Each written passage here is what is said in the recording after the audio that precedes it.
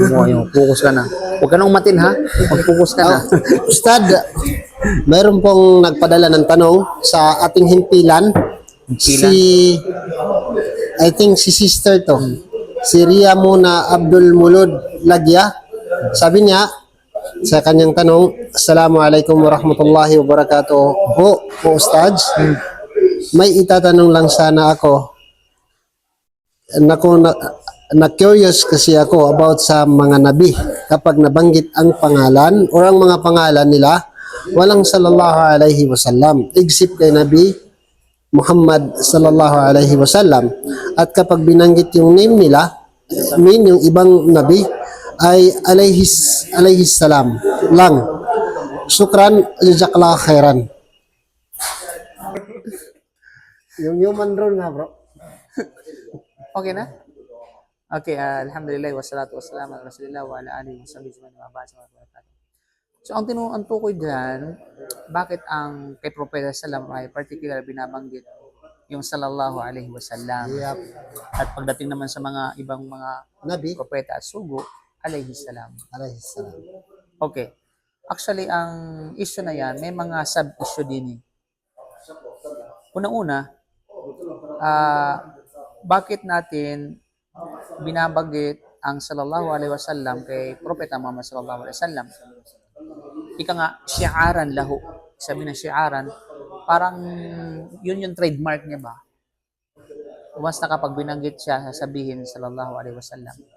Kasi unang-una, ganun tayo tinuruan ng Quran at saka ng Sunnah ng Propeta Muhammad sallallahu alaihi wasallam. Magbigay ng suba nating salawat at saka salam. Diba? Yan ay nakasaad yan mismo sa banal na Quran. Diba? Sallu alaihi wa sallimu taslima. Diba? Ya ayyuhalladhina amanu, sallu alaihi wa sallimu taslima. O kayo mananampalataya, magbigay kayo ng salawat sa kanya. No? At sallu alaihi, salawat, wa sallimu at salam sa kanya. At ang tinutukoy dito ay kay Propeta Muhammad sallallahu alaihi wasallam. So, ibig sabihin, ang kautusan na yun, galing sa Allah subhanahu wa ta'ala. Na papaano yung pamamaraan?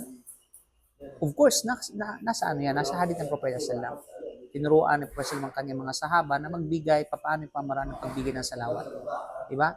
Which is yung pinaka-common is yung sallallahu alaihi wasallam. Okay?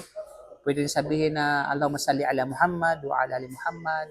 Yung salat al-Ibrahimiyya. Okay, kama sallaita ala Ibrahim wa ala ali Ibrahim, kama barakta ala Muhammad wa ala ali Muhammad, wa barik ala Muhammad wa ala ali Muhammad, kama barakta ala Ibrahim wa ala ali Ibrahim. Ila akhir. So yun po yun. Bagkus nakalagay sa hadith no, sa Prophet sallam, ragima anfu imri'in idha dhukirtu 'inda falam yadhkurni falam yusalli alayhi. Okay? Sabi niya, parang bang isang hamak sa isang lalaki na kapag binanggit niya ang aking pangalan sa kanya, hindi siya nagbibigay ng salawat sa akin. Hindi nagbibigay ng, anong salawat sa Tagalog? Yung pagbibigay, pagpugay. Pagbibigay ng pugay kay Propeta Muhammad sallam. Okay? So, mayakalun malaikaw, amin. At sinasabi ng anghel na, amin. Sabi naway tanggapin nawa yung panalangin na yun ng Propeta sallam. Sa sino man na binanggit ang kanyang pangalan, pagkatapos hindi siya binigyan ng pagbibigay ng salawat o ng pagpupugay, ay parang hamak mo, parang pagkadusta sa kanya. Di ba? So isang tinatawag na panalangin yun na hindi maganda. Kaya, at nakasaad din sa isang salaysay ng hadith na yun ang pinakataong bakhil. Yung mga maramot na tao ba, na kapag binanggit siya, hindi siya binibigyan ng pagbibigay pugay. So, isang maramot yun na tao mga kapatid sa pananampalatayang Islam. So, yun yung una.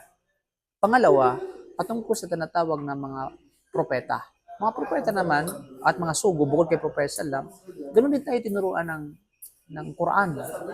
Kasi sinabi ng sa Quran, Subhanaka Rabbil Izzati Amma Yasifun wa salamun alal mursalin. Diba?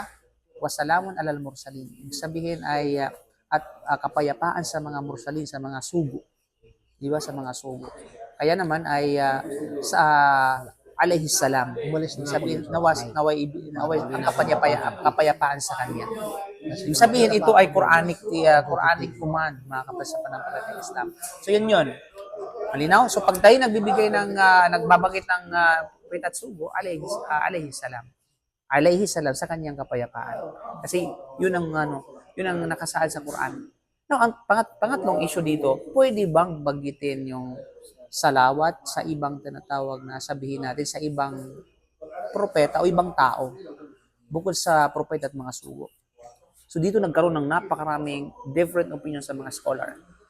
May mga nagsabi na hindi pwede, may mga nagsabi na pwede, may mga nagsabi na pwede. At sa mga nagsabi na pwede, ang kanilang dalil ay mismo sa hadith sa salam. Di ba? Sallu ala ali aufa. May mga ganun. Sabihin ay magbigay ng salawat. Kasi ang ibig kasi sabihin ng pagbigay ng salawat, yung bang ito ay dua.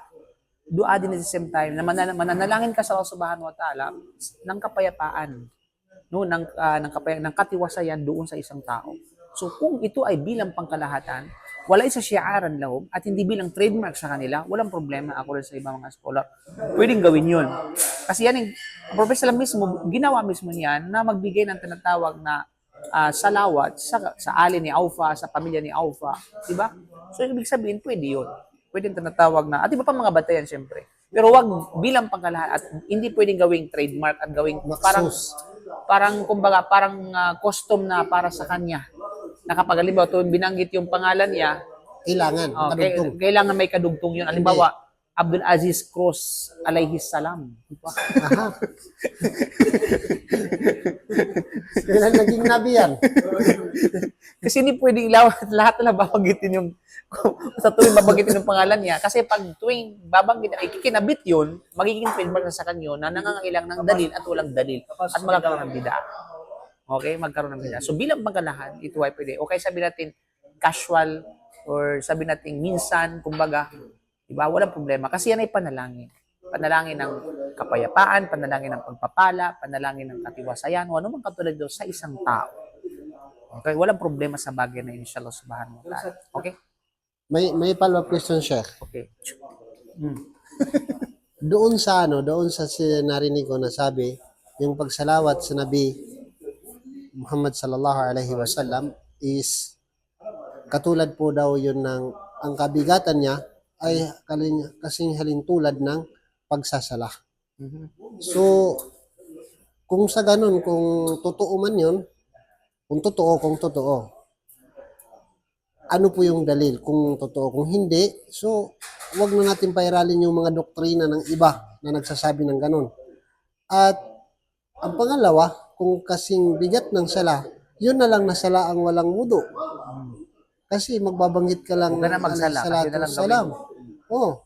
So, ano ba yung ano doon? Yung patotoo doon, yung katotohanan doon. Ayib? Actually, ngayon ko lang narinig yan Yes, sa'yo. may nagdoktrin po. Oh, wala ako, ika nga, as much as I know, mula sa mga napag-aralan ko, alhamdulillah, wala akong naalala at wala akong nalaman at wala akong narinig mula sa mga nagtuturo at wala akong nabasa mula sa mga pamantayan at mula sa mga kitab, no, na mayroong ganung matibay na batayan kung may authentic na sabi nating hadith, ika nga nagpapatunay sa bagay na ito ng katumbas ng pagbibigay ng salawat ay katumbas kagaya ng pagdarasal. So wala akong may pakitang tinatawag. Wala akong nabasa, wala akong narinig. Kung merong nagsasabi mag-claim, siya yung burden of proof sa kanya yun.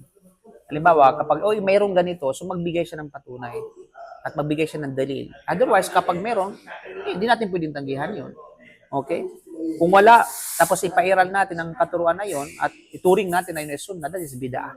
Tandaan natin ang bid'ah, magiging bid'ah lamang isang bagay kapag itinuring mo ang isang bagay na ito ay sunnah o ito ay bahagi ng Islam na wala namang batayan. Magiging bid'ah ang isang tinatawag na bagay. Okay. Shukran, jazakallah khairan, Sheikh. Barakallahu fiik. May